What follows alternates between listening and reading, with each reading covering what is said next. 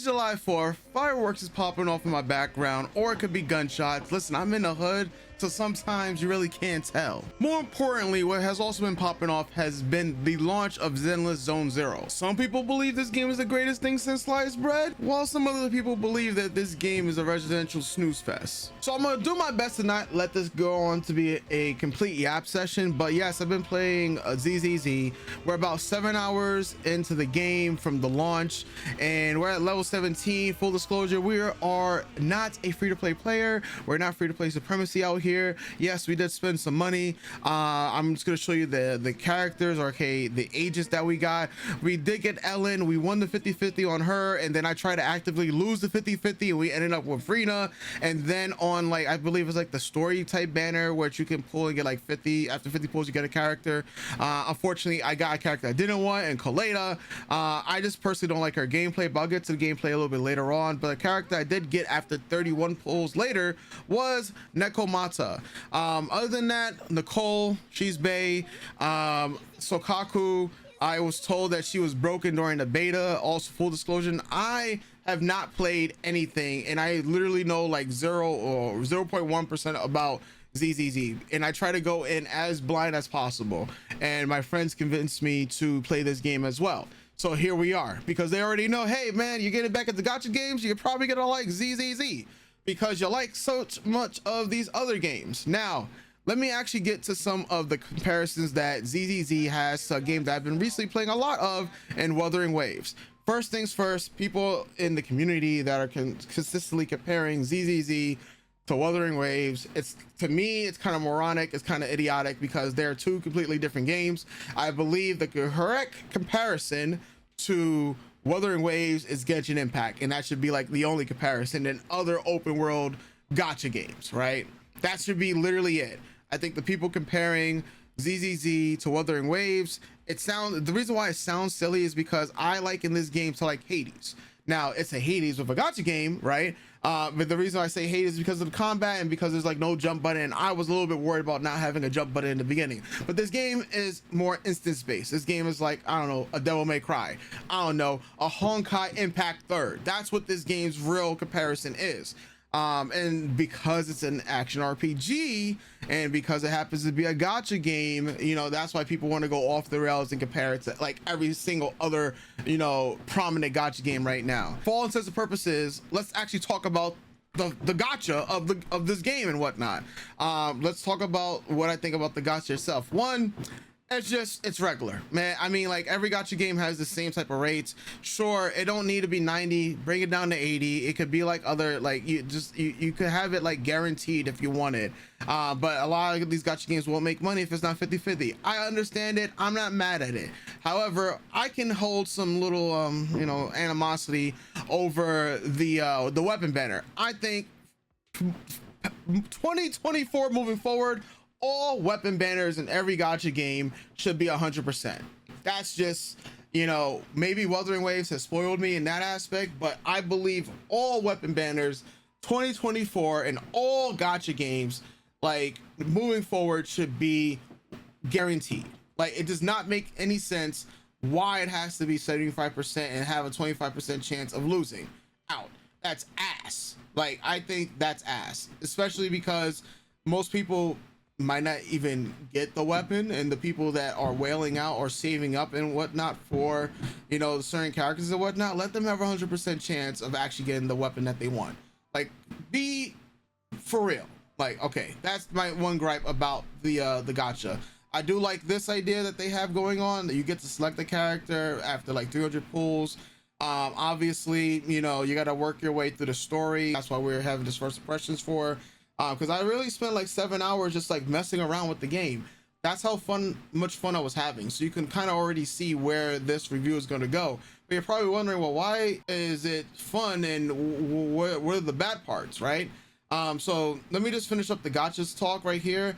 I absolutely love the music when you do a role in this gacha game, and like, legit, I'm gonna do a roll right now, because now we won't get an S. Like, well, my luck is not that broken that we're gonna get an S right off the bat.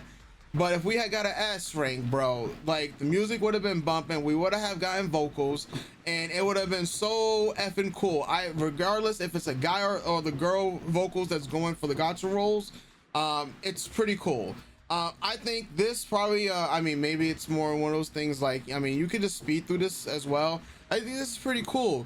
I think the thing that maybe it's a me thing, and maybe other people might feel this way, like, can't really tell the difference between the weapons, right? Other than like these cool looking shapes, unless you actually like pull the weapon itself. I think it needed a little bit more variety to tell the difference, but that's more of an aesthetic thing, I guess you could say. I mean, it's not an overly like important thing or whatnot. Here we got with our 15th copy of Kaku. Yeah, I kid you not, like 15 copies out here.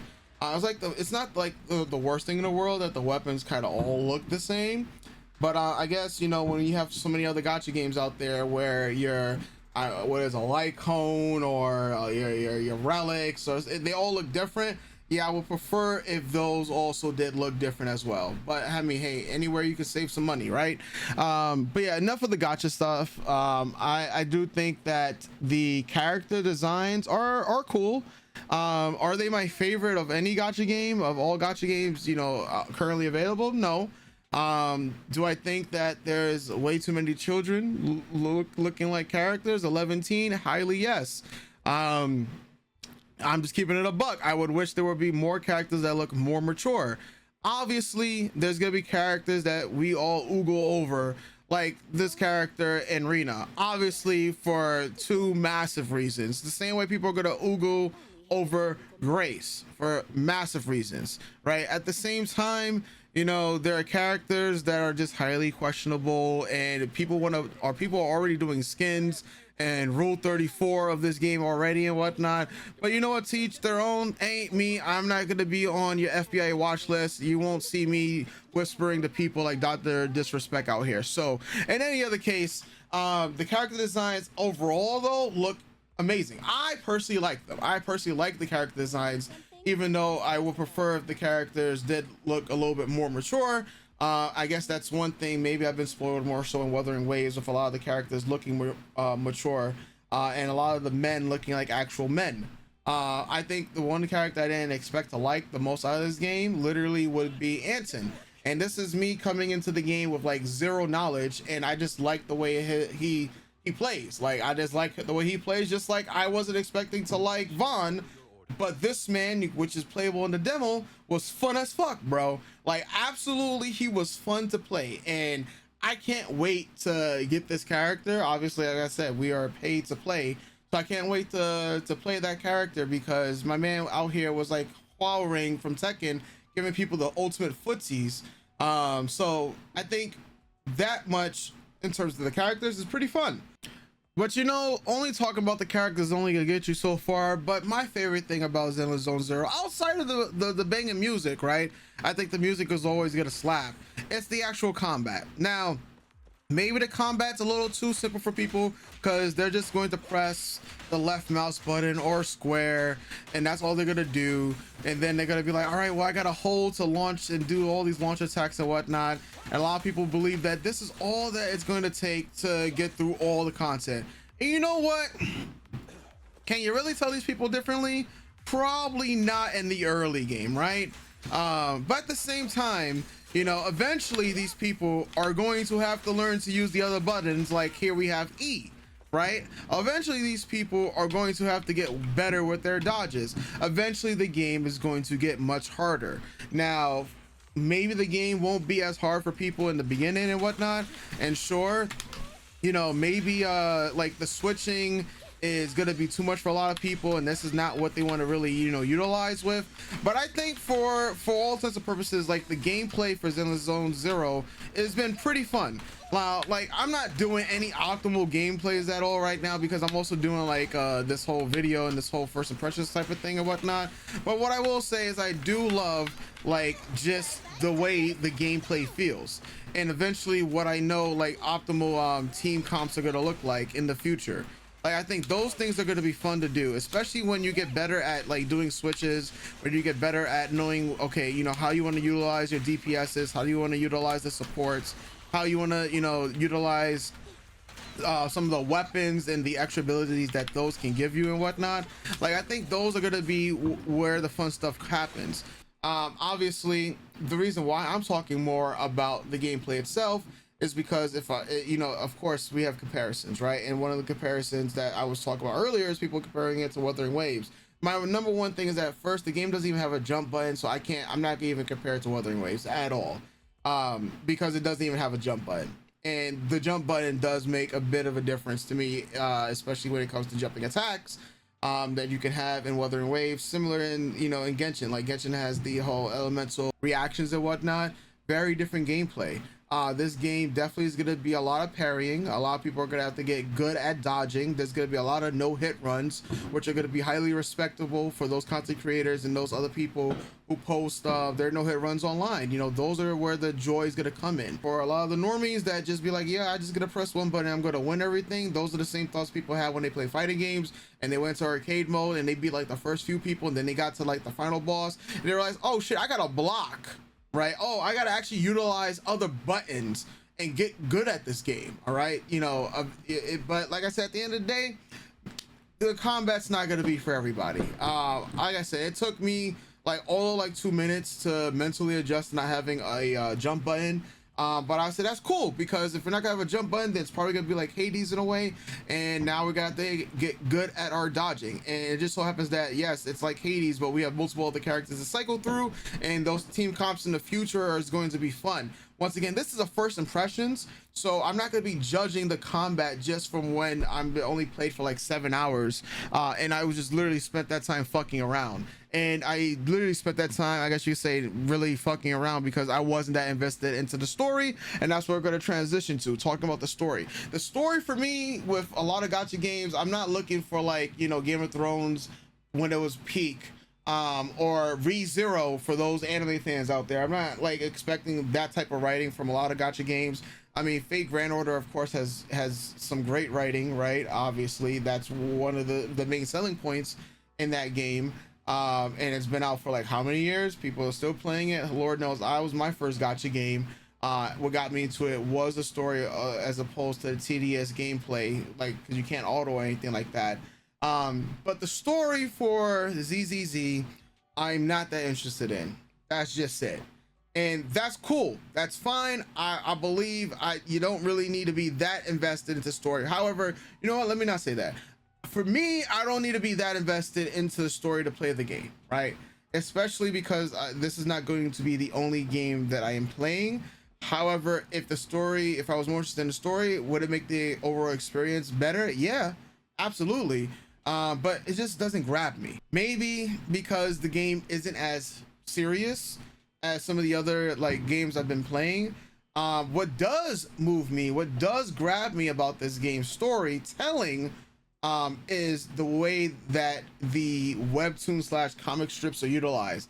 I absolutely love that. I will absolutely love to see more of that. Maybe the story by the end of, you know, my run with this game, in terms of like, you know, finishing the actual main story, that opinion will change. But then again, this is just first impressions right now, and yeah, it's not really doing it for me.